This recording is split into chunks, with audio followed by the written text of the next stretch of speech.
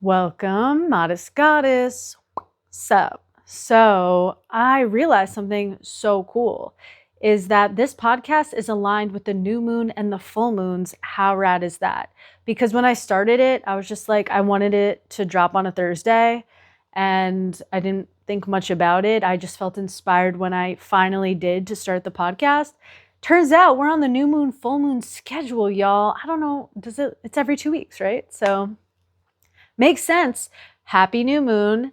Yes, dropping on the new moon. I'm recording this the day before.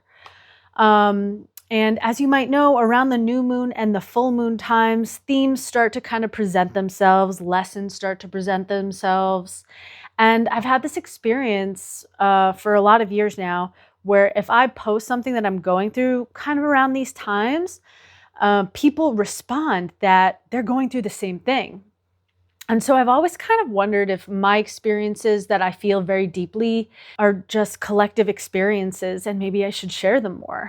And I think this is a really great outlet. I feel like the universe kind of lined us up for this. So I'm going to just get after it. This is a new moon check-in. Just 3 things that you might be going through or stuff to consider around this time. That is coming up for me. I'll share a couple stories and see if you resonate.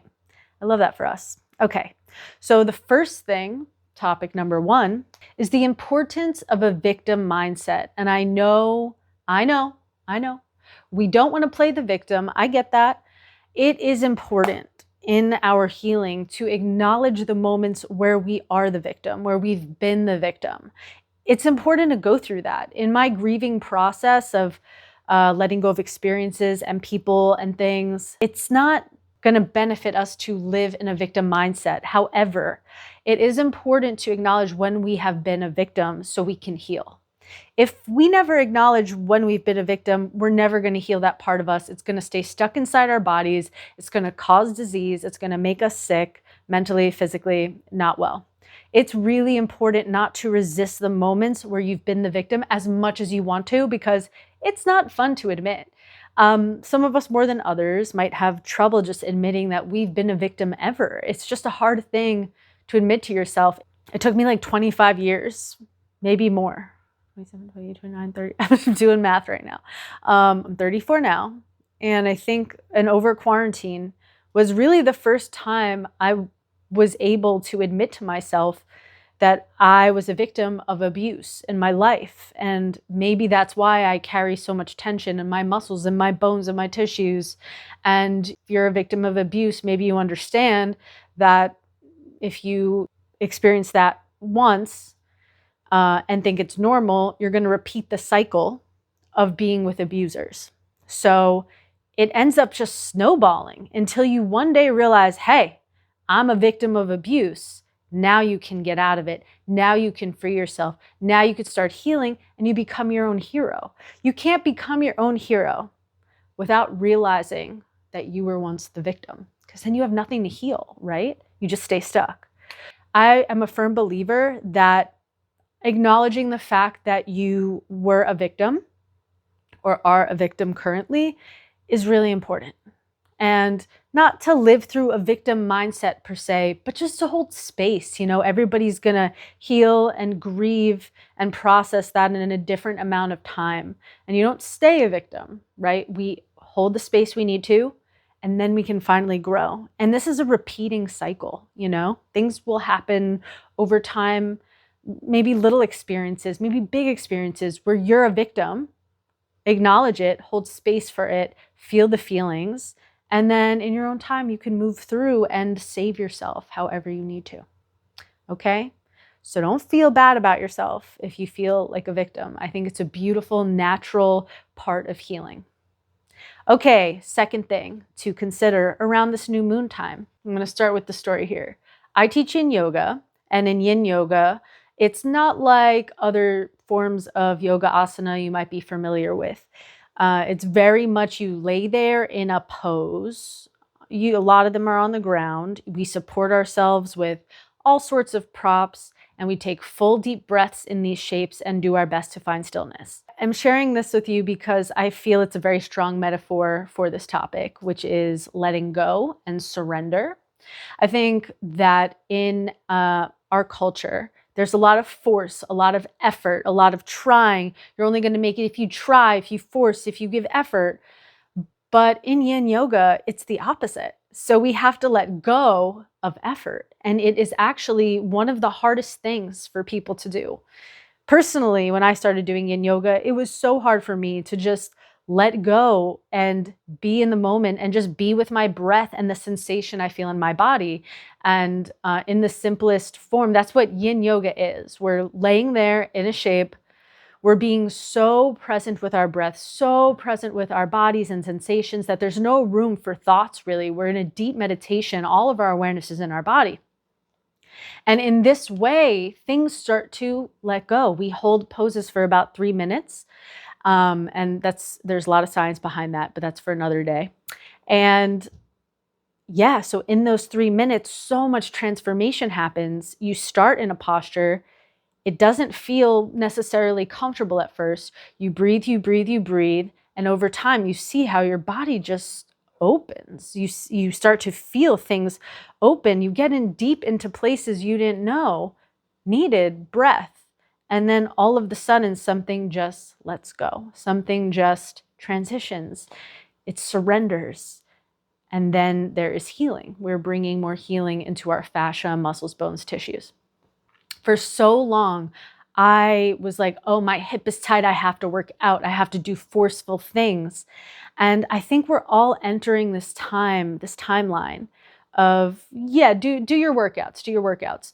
But letting go of effort and trying is actually a really, really difficult thing to do. And I think that speaks volumes. If we can't just be, how are we going to let go of anything? Letting go isn't about forcing. It's the opposite. It's about surrendering. And so just being in softness around this new moon time and just seeing how far that will take us, because sometimes surrender and softness is really what you need to move forward. And it's not this striving, this pushing, this go, go, go energy. Take a moment to just lean back, enjoy the ride, be one with your breath, be one with your body. You're going to get a lot more out of life being in your body than pushing and being outside of it all the time and just pushing your body like it's something to be pushed when it's something to be inhabited. Okay, I hope that made sense. But just around this new moon time, really leaning into, hey, maybe the healing isn't in the movement, maybe it's in the stillness. Okay, third and last topic. If you're starting to feel more confident or you want to start to feel more confident, I think it's a really beautiful practice to consider where you're getting it from. I made the mistake of not really doing that back in the day in my old life. I used to be polyamorous. I haven't been now for about 1.5 years, and it's been amazing. However, when I was polyamorous, I had a lot of suitors, if you will. People messaging me all the time, commenting on all my socials, saying very flattering things. And I internalized it, and it built my confidence. And it is not sustainable, because now that I'm monogamous, I really lost a lot of my confidence. And I look in the mirror and it's like, I don't see myself the same way I used to when I had all these men in my inbox. And it's a really interesting transition point, because I have had some people comment on things or my story or a picture of me. Somebody the other week said something super flattering, and it also did nothing for me, because I realized all of this. And it's part of the growth, is this transition point of just like not feeling confident, so I can grow into a more sustainable, confident version of myself. And the confidence will come from within me rather than outside of me.